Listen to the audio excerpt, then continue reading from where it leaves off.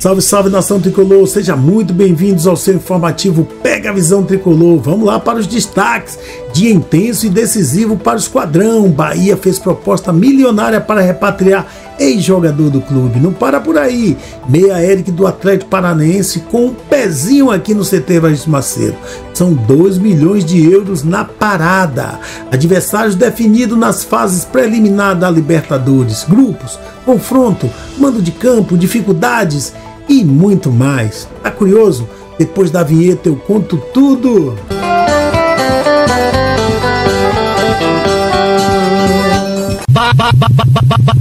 Bahia! O Bahia resolveu ir para o ataque e hoje fez proposta de 25 milhões por volante que já atuou aqui no Tricolor. Pois é, minha gente, o Bahia formalizou o interesse de repatriar o volante Douglas Augusto e defendeu o clube em 2019 e hoje atua no futebol francês. De acordo com o portal GE da Globo, a oferta do Tricolor é de 4 milhões de euros, ali cerca de 25,6 milhões, para comprar o meio-campista que atua pelo Nantes, clube da primeira divisão francesa. Atualmente, o Douglas tem 27 anos, é titular absoluto do meio-campo do Nantes, já atuou nessa temporada em 13 jogos, tendo marcado inclusive 2 gols e distribuído 2 assistências. Vamos lembrar um pouquinho da passagem do Douglas aqui pelo Bahia em 2019, né? Douglas, ele atraiu a atenção do futebol europeu justamente após defender o Bahia em 2019, quando foi titular em 30 partidas. No entanto, meus amigos, por ter chegado ao clube por empréstimo naquele ano, deixou o elenco tricolor ainda no meio do ano por ter sido vendido pelo Corinthians. Naquele mesmo ano, o volante foi vendido por 3 milhões de euros para o PAOK da Grécia, onde fez de 126 jogos em 4 temporadas, e em 2023 o Douglas foi vendido ao Nantes por 5 milhões de euros e rapidamente se consolidou como titular.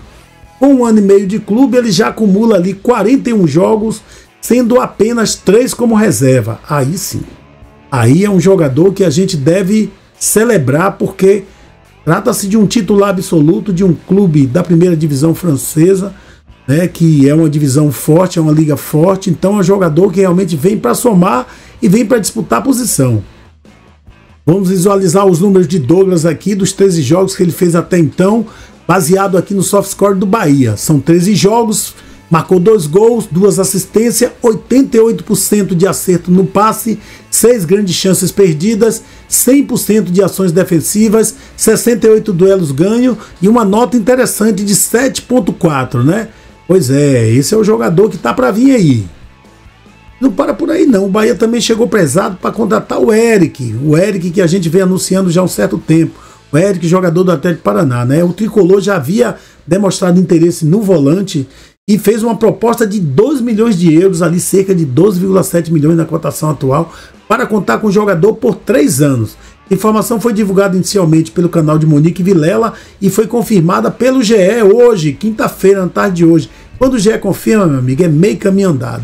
Vamos só lembrar aí, o Santos Internacional também procuraram o Atlético para contratar o jogador, inclusive até enviaram proposta. Além do Santos Internacional, o Botafogo tinha um jogador no radar, tinha um outro time dos Estados Unidos, é o Portland Timbers, né, que também já havia demonstrado interesse anteriormente. O Santos, inclusive, ofereceu uma troca, né, por Guilherme.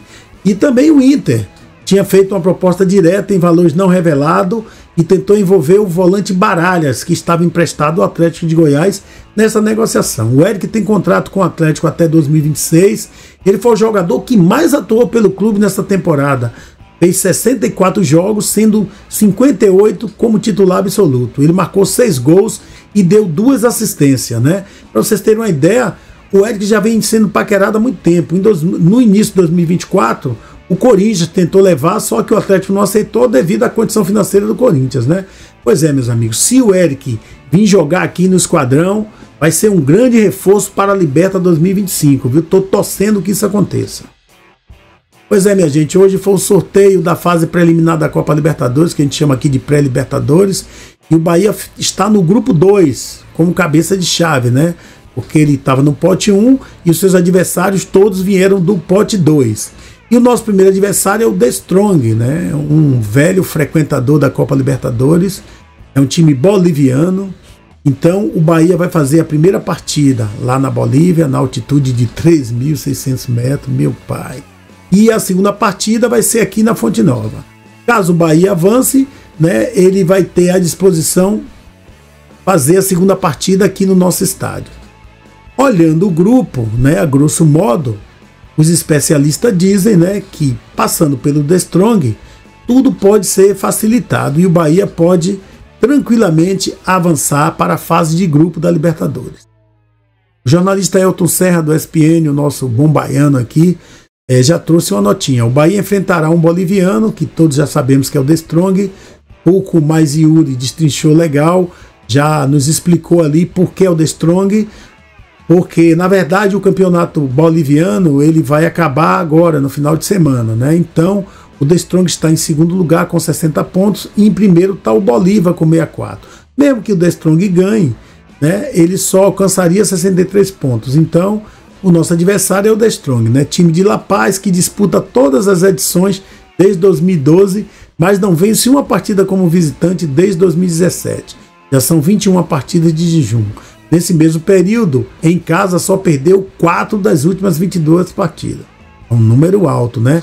Então, caso o Bahia vença, vai enfrentar o vencedor de Boston River e Nublense, né? Com a segunda partida sempre aqui na Arena Fonte Nova. Ambos vão para a sua segunda Libertadores. Os uruguaios não conheceram a fase de grupo ainda, enquanto os chilenos, este ano, né, ficaram ali no grupo que tinha Bolívar e Flamengo e ficou na honrosa terceira posição. Vamos agora, gente, lembrar da melhor campanha do Bahia na Libertadores, que foi o clube de 1989, aquele clube memorável, o Bo, Zé Carlos, Paulo Robson, Paulo Rodrigues, Ronaldo, Tarantini, enfim, né, os nossos guerreiros Charles. Vamos lá então.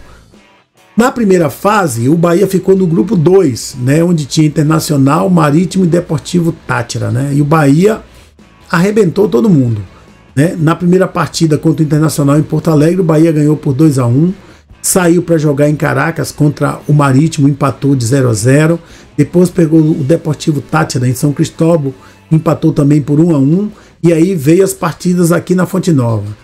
Pegou o Internacional aqui no Santuário, meteu 1-0, depois pegou o Marítimo aqui também, meteu 3-2, e por fim, a última partida foi feita com o Deportivo Táchira aqui, e o Bahia meteu 4-1. Nas oitavas de final, o Bahia pegou o Universitário do Peru, e a primeira partida foi em Lima, e o resultado foi 1-1. A segunda partida foi aqui na Fonte Nova, e o Bahia ganhou por 2-1, se classificando para as quartas de final. Meus amigos, era tudo para o momento. Eu agradeço a todos vocês por assistirem e fazer parte dessa jornada incrível com o Esporte Clube Bahia. Tô indo, mas sei que volta. E aí, já se inscreveu no canal? Pois é, meus amigos, se inscreve no canal, dá aquela força, ativa as notificações, continua dando aquele like maroto, porque assim o YouTube vai levar o nosso conteúdo para os demais tricolores, beleza? Sei que conto com vocês, um abraço e fiquem com Deus.